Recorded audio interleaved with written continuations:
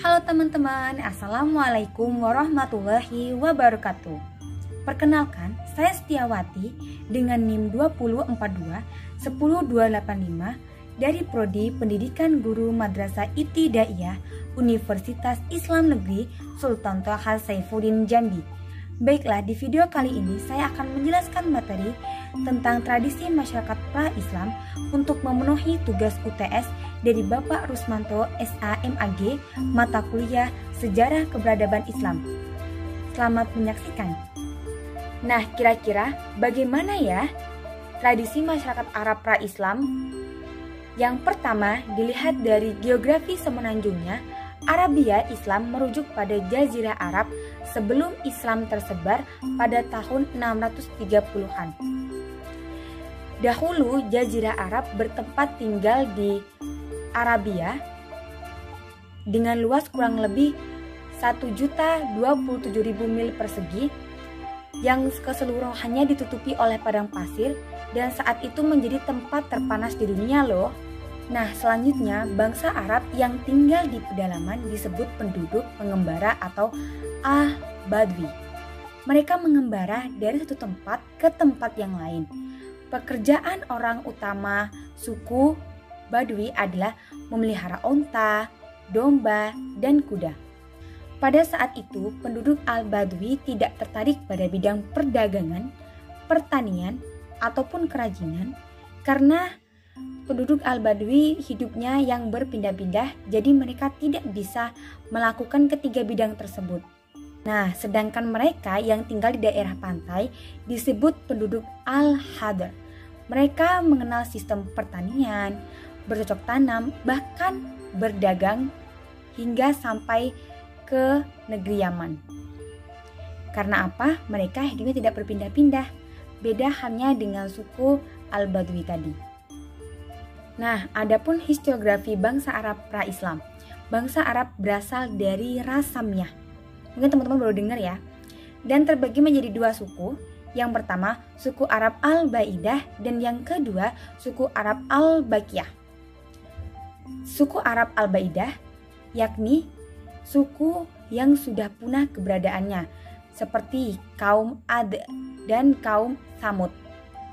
Nah, beda halnya dengan suku Arab al-Bakiyah yang sampai saat ini masih ada keberadaannya. Keturunan Khotan yang diduga berasal dari keturunan Nabi Hud berada di daerah selatan seperti Yaman. Nah, mungkin teman-teman kalau ke Yaman boleh nih kalian singgah di daerah selatan kota Yaman dan di situ kalian bisa menemukan suku al-Bakiyah. Mungkin teman-teman bertanya-tanya ya, kira-kira gimana ya keadaan alam bangsa Arab sebelum Islam? Menurut pakar geografi, dulu Jazirah Arab itu merupakan padang pasir yang berhubungan dengan padang pasir yang terbentang di Asia, Iran dan Gurun Gobi. Iklim dan kondisi tanah Jazirah Arab itu terbagi menjadi dua, yaitu bagian tengah dan bagian tepi. Nah, kalau bagian tepinya itu terdiri atas pegunungan dan gurun pasir yang tandus. Pasti tentunya panas ya teman-teman. Nah, tadi kan saya ada menyebutkan itu tanah gurun.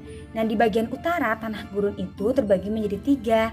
Dan yang pertama itu Gurun Nufud, dan yang kedua ada Gurun Al-Dahna, dan yang ketiga ada Gurun Al-Harurat. Kira-kira apa ya penjelasan dari ketiga gurun itu? Yang pertama yang akan saya jelaskan yakni Gurun Nufud.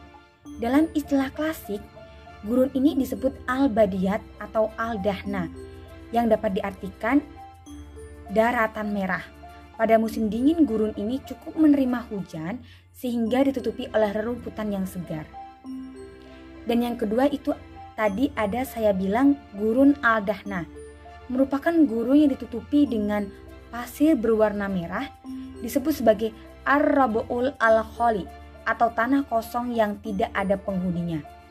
Beda halnya dengan Gurun Nufud tadi yang merupakan daratan merah yang dingin ya, kalau dia bisa menerima hujan. Nah, kalau Gurun Al-Dahna ini benar-benar panas ya teman-teman. Nah, yang ketiga itu ada Gurun Al-Harurat, merupakan permukaan yang ditutupi oleh pecahan-pecahan lava yang menutupi sebagian besar gurun tersebut.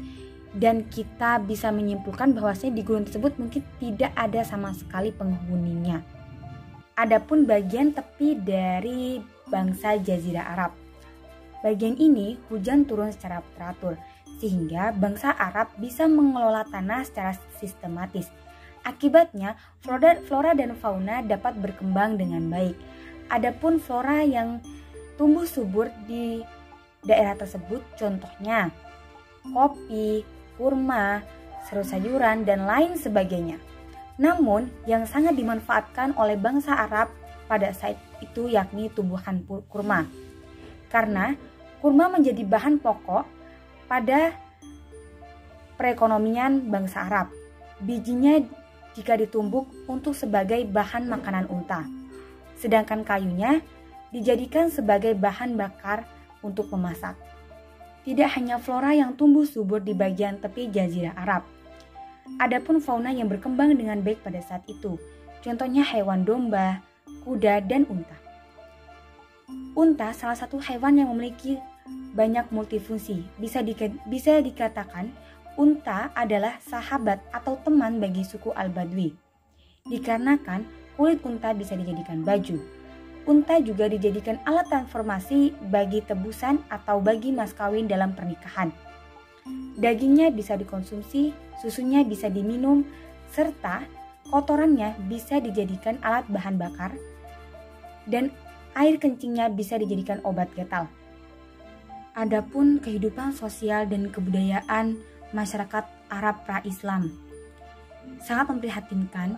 Kehidupan sosialnya, wanita memiliki derajat yang sangat-sangat rendah, bahkan dijadikan sebagai benda mati.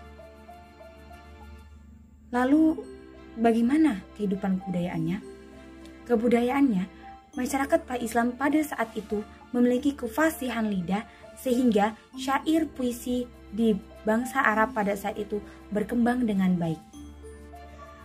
Hai teman-teman, itulah video penjelasan tentang tradisi masyarakat pra-Islam yang saya sampaikan. Jangan lupa like, komen, dan subscribe. Saya akhiri. Wassalamualaikum warahmatullahi wabarakatuh. Sampai jumpa di video saya selanjutnya ya. Dah.